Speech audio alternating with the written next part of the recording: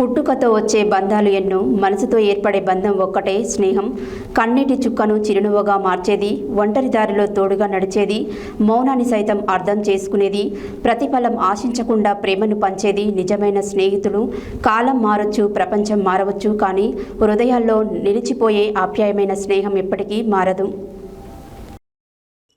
పుట్టుకతో వచ్చే బంధాలు ఎన్నో, మనసుతో ఏర్పడే బంధం ఒకటే స్నేహం.